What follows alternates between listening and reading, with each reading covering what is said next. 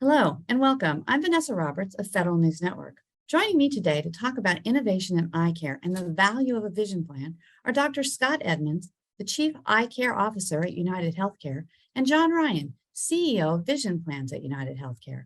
Welcome, and thank you both for talking with me today about this important topic. Good to be here. Well, let's start off our discussion by really talking about the importance of health eye care. And Dr. Edmonds, could you really kick us off?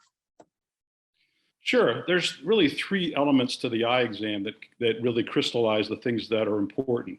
The first thing is the one everyone knows about, which is your vision corrected? Can you see clearly at distance and near? And do you have good function for your job or for your schoolwork?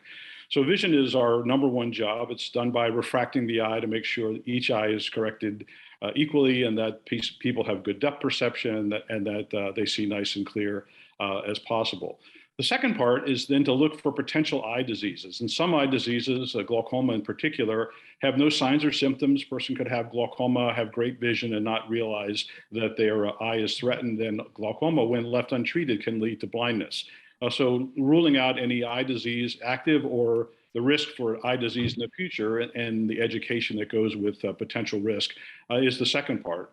And the third part is to take a look at the patient's general health and look at their risk factors. Certain diseases like diabetes and hypertension are often first diagnosed at the eye exam, where we see unusual changes in the retinal blood vessels that can key off hypertension or notice other findings that would be consistent with undiagnosed diabetes. So those are the three elements that we as eye doctors look at when we do an exam. And so it's more than just getting a correction for glasses. The other two are probably as critical or more critical in each particular case. I think a lot of times people just think, if I see fine, I'm fine. I don't really need an eye exam. I don't need to worry about my eye health. But given what Dr. Edmonds was just saying, John, can you talk to us a little bit about why it really makes sense then for people to have a vision plan? And really, it's not really something that's kind of a must-have, right? We really should have one. No, completely agree.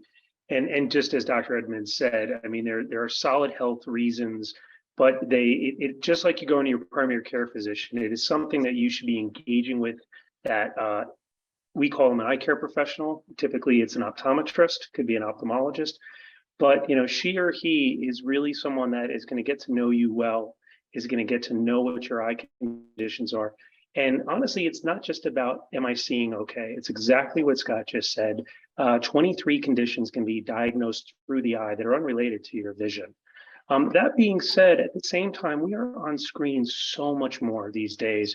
I think pre-pandemic, it was bad. I watched my teenage kids become young adults. We're all heads down in these screens and on these laptops.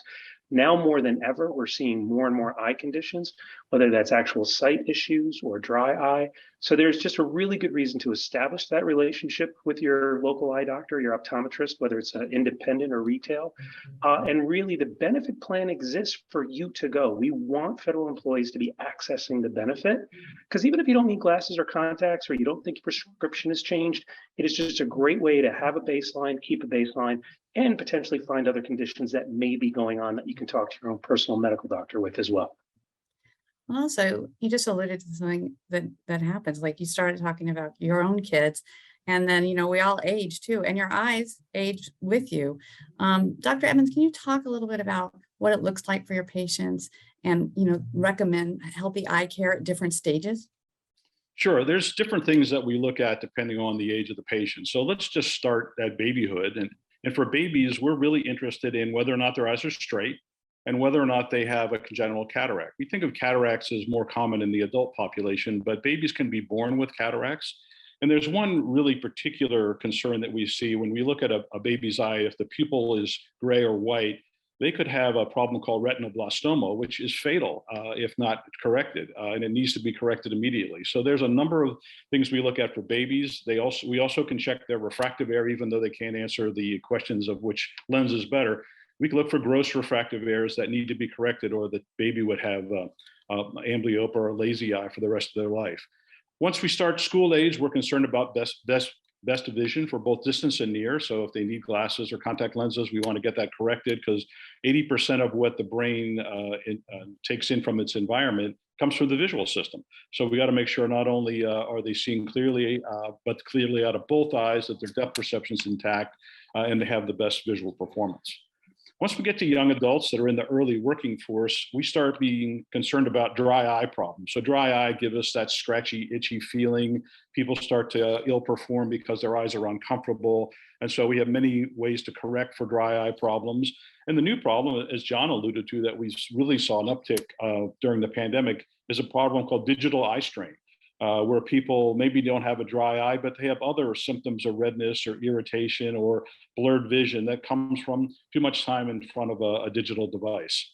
Once you get to be 40 something, between 40 and 60, we have two big concerns. The first, presbyopia. That's the time in life where your regular glasses work great for distance, but you can't read. And so people need to be corrected with a bifocal.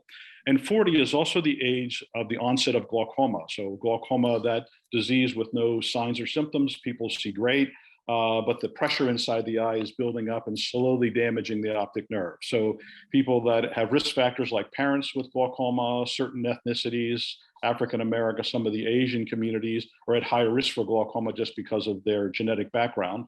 So glaucoma is a big concern in that 40 to 60 group.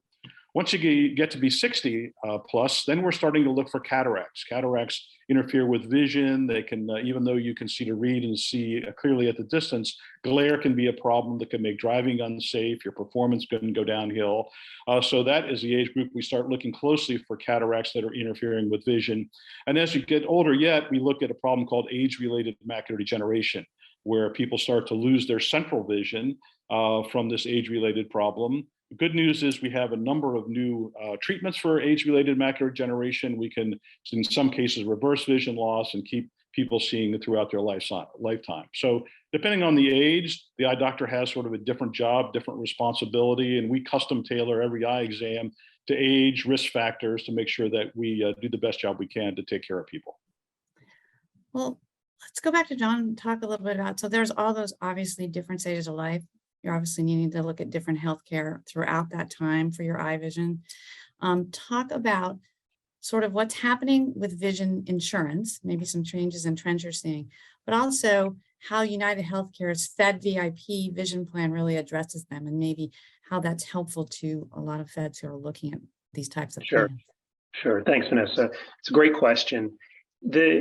As Scott said, you have this whole age issue from literally infancy to much, much older. And as he was going through some of that, I was recognizing myself going through those changes. I wear multiple glasses now and things like that. I think what we're also seeing in the vision space and in vision insurance is people want it as simple as possible. It's a benefit. It should be able to be accessed. They don't want to get hung up on, well, what is my benefit and when is it counted? And at the same time, the eye doctor is providing not just the exam, but most likely can provide the glasses or the contacts as well, or that member can go and source that somewhere else that they're interested in. So what we're really seeing is, increasing, just like in many things in our lives, increasing consumerism. People want, they want to take care of their eyes, obviously, but when they need vision correction, glasses or contacts, but glasses especially, they want something that fits them. It's a fascinating business. It's insurance, it's medical, it's fashion, it's retail.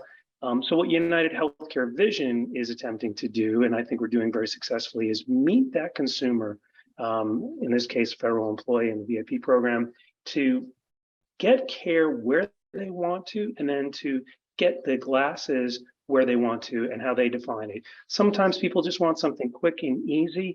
They have an established relationship with an eye doctor. They trust them. They want to get their glasses and they move on. That's great. We're there for them. We facilitate that in our network. Other people want to shop around. Maybe they want to go online and take a look at stuff.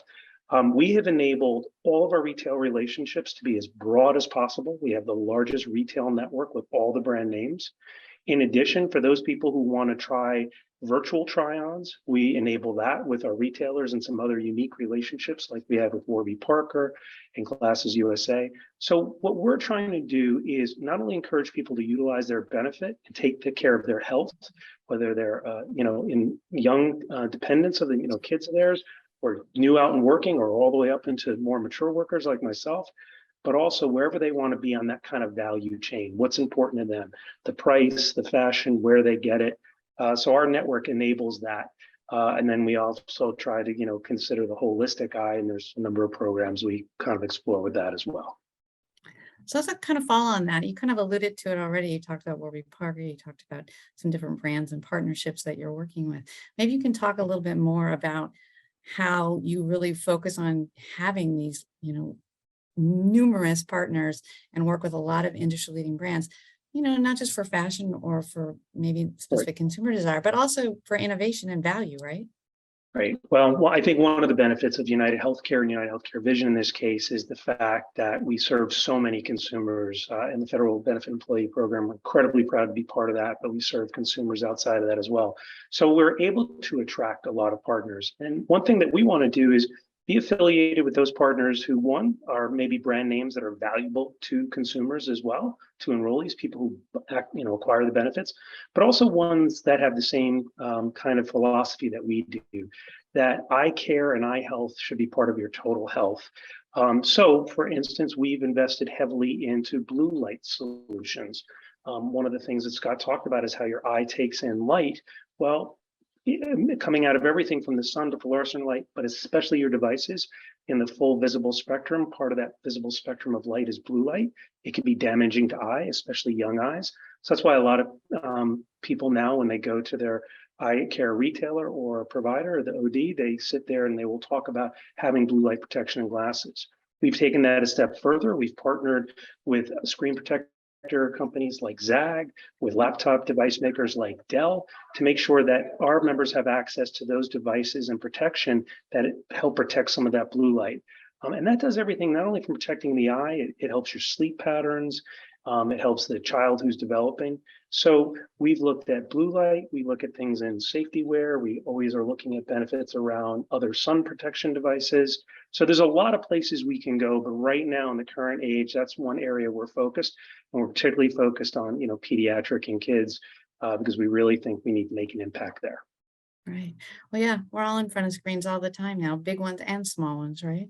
And kids always. So it seems like it's a really critical area to be, spending time doing innovation around.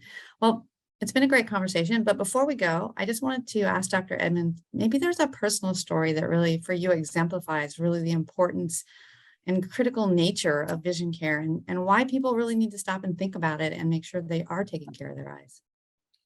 Yeah, I have a really great case that warms my heart to think about how this all evolved. But it was a young girl who was born with significant medical problems. She was premature, and she had a problem called retinopathy of prematurity, where her eyes were abnormal. And she had excellent medical care to preserve her sight the best they could, but she was still visually impaired because of all the problems. So because she had vision insurance, rather than see her regular medical eye doctor, she came to my office for an exam. And at that time, she was about 13, but she was a very shy teenager because she was visually impaired. She didn't really do well in school. And so some careful refractive evaluation found out that there was a lot of uncorrected astigmatism. And when I corrected that, her vision improved dramatically. So once I saw she had better vision, we went to the next step and we got her some medically necessary contact lenses, and her vision improved really into the normal range. And so suddenly she could see normally, and she didn't wear very thick glasses. She got these medically necessary contact lenses, and she literally came out of her shell socially. Her grades improved. She got accepted into college. She did great at college. She went on through and became a physical therapist.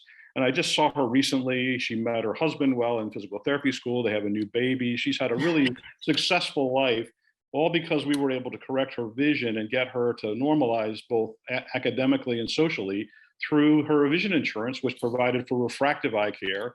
And it's not always that dramatic, but in this case, we could really turn a life around by exactly correcting her refractive error, improving her vision. And I love seeing her when she comes in the office. She's just a great success story. But it just reminds me that it's more than just the medical care. It's really all coming together to get integrated care from A to Z, so we make sure people at the end of the day perform and have a healthy and fulfilling life. That's a really great story. And it's just amazing that you still have touch with her and you still are keeping, know what's going on in her life and how much an impact you had on it. It's, makes you feel great about what you do every day. It does. I want to thank both our guests from United Healthcare today, Chief Eye Care Officer, Dr. Scott Edmonds, and CEO of Vision Plans, John Ryan. To learn more about the Fed VIP Vision Plan, visit fedvip.myuhcvision.com. You can also learn more by going to federalnewsnetwork.com and searching Fed VIP. Have a great day.